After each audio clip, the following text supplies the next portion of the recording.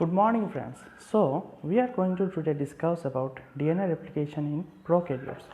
So the topics which will be covered in this slide are introduction to replication, the process in prokaryotes and the proposed models of replication along with the semi-conservative method which was proved by Messelson and Stahl. So before entering into replication in details, let us discuss about the proposed models of DNA replication. During the late 1950s, scientists were busy to know and they worked extensively on discovering how DNA replicates or how the genetic information is passed on from one generation to another. During the process of research and re-research, three models were supposed, which were the conservative model, semi-conservative model and the dispersive model. The conservative model states that both parental strands and the stay together after DNA replication, while the semi-conservative model was proposed that the double-stranded DNA contains one parental and the other daughter strand followed, which was produced during the process of replication. The dispersal model proposed that the parent and daughter DNA are interspread in both strands following replication.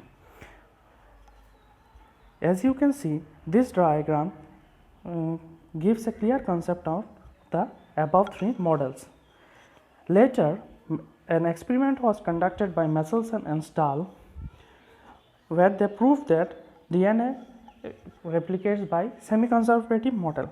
In their experiment, they placed bacteria, that is E. coli DNA, in nitrogen media, that is heavy nitrogen N15. It has the property of transmit radioactivity, and another set of bacteria was cultured in N14 media. The DNA placed in the tubes contained cesium chloride, a heavy compound. It was used for tagging and labeling the nitrogen present in the DNA. Following their experiment, when they analyzed the result, it was seen that the bacterial DNA which was obtained from N14 media provide a strand on chromatogram which was little higher than that produced by the N15 media. On their subsequent replication process, it was observed that a lighter band was produced between the strands or marks of the N14 and N15 media. DNA replicates in the either life cycle. So earlier life cycle. In this process, it was developed that DNA replicates by semi-conservative model. So further, what is DNA replication?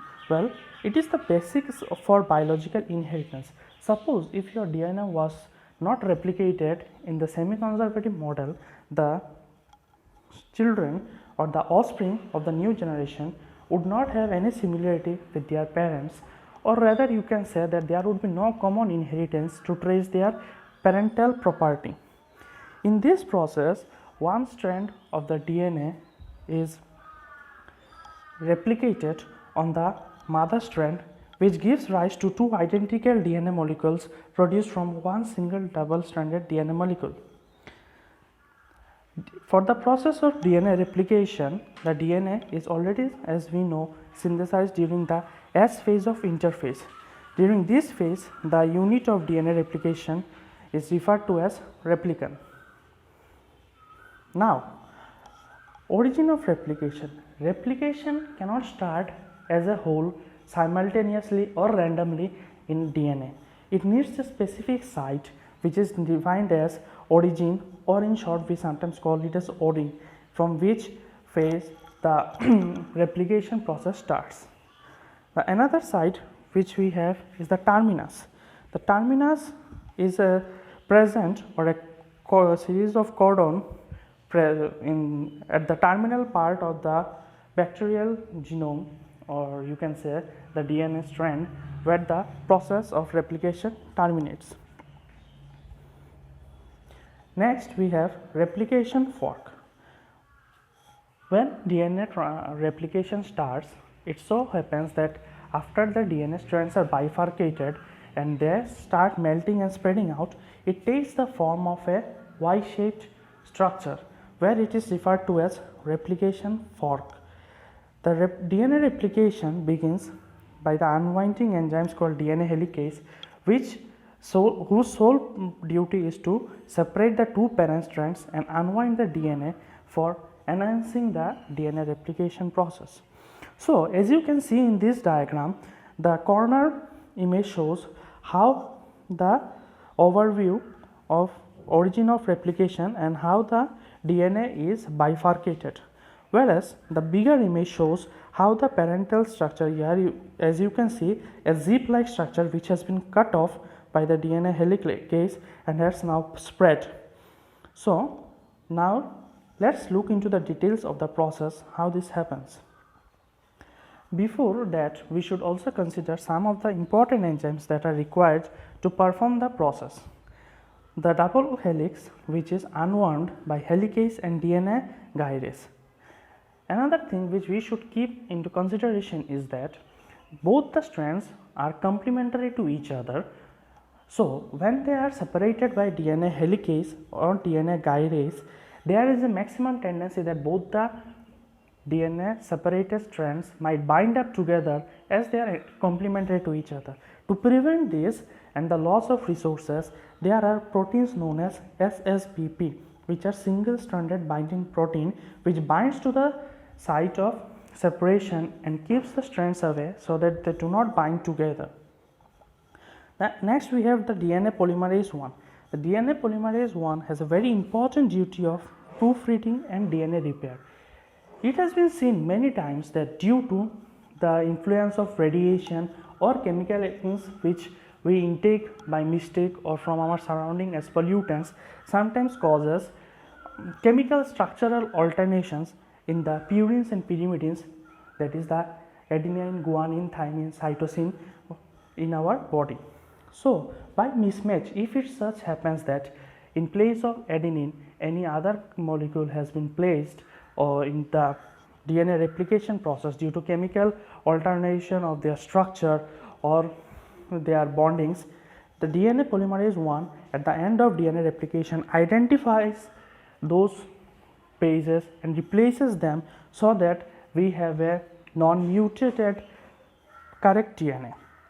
The DNA ligase is involved in connecting ends of replicated DNA together, while the DNA polymerase 3 is responsible for most of the DNA synthesis.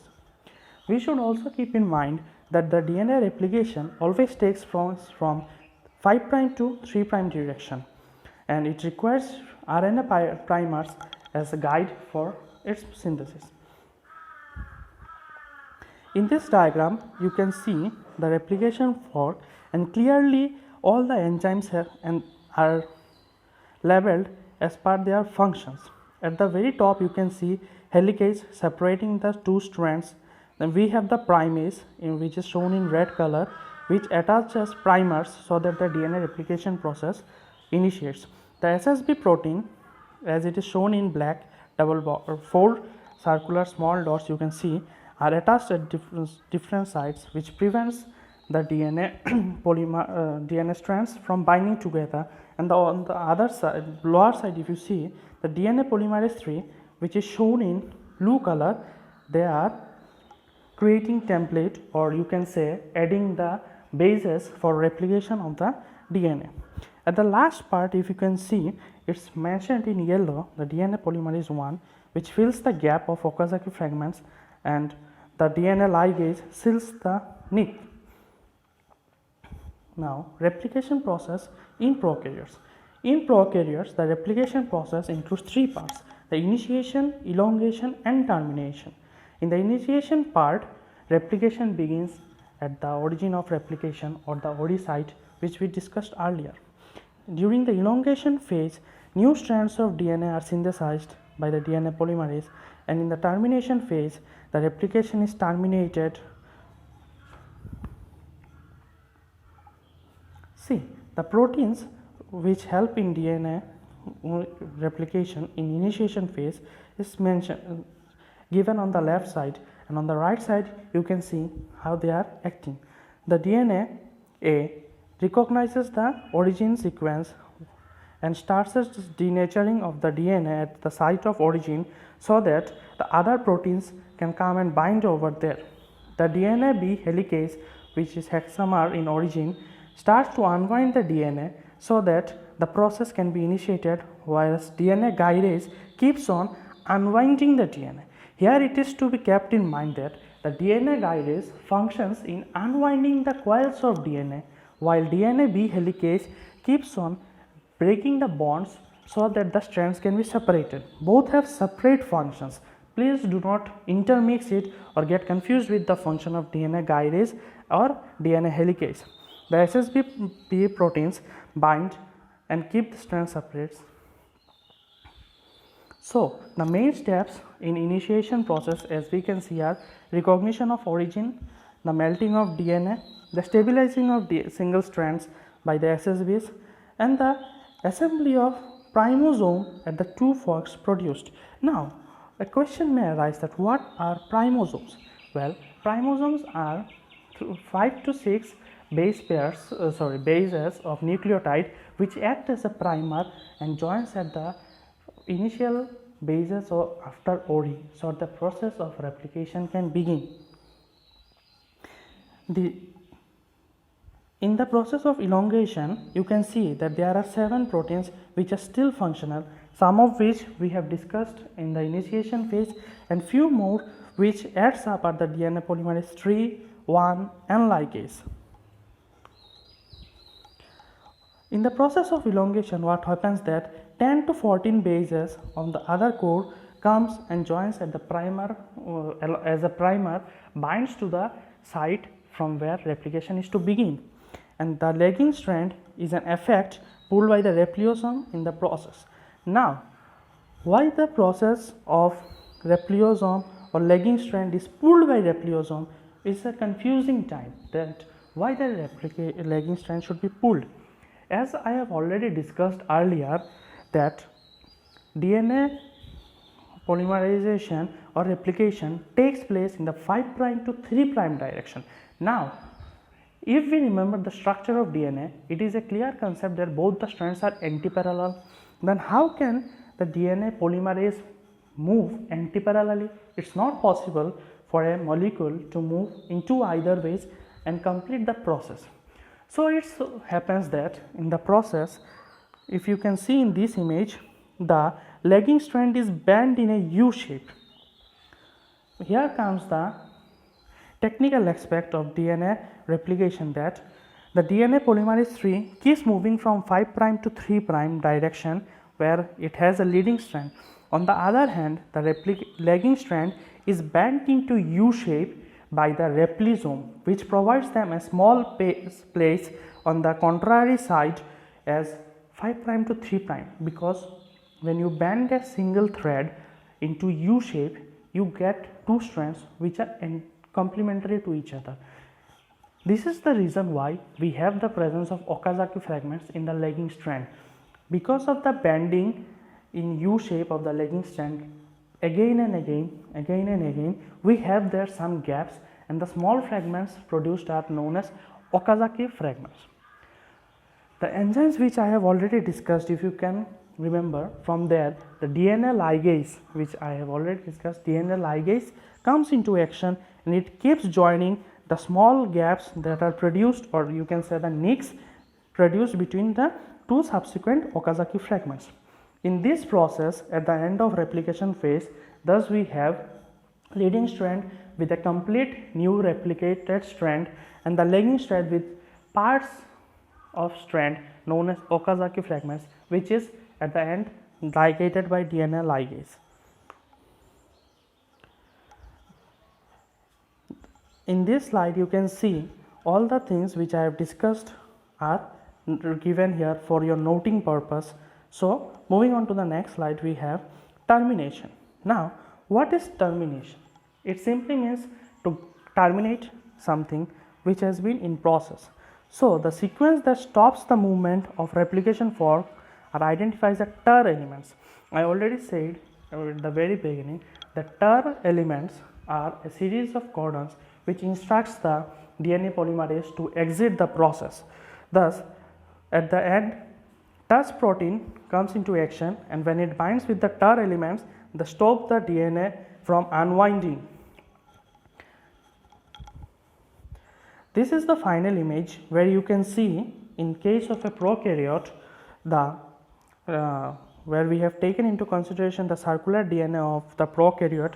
From the site of origin, the replication starts, the replication fork keeps on taking on the whole DNA, and at the last, in the 180-degree opposite, if you can see to the site of origin, there is a TUR sequence where the termination of replication takes place, and we have two replicas, or we can say two exactly same bacterial DNA. That's all. Thank you.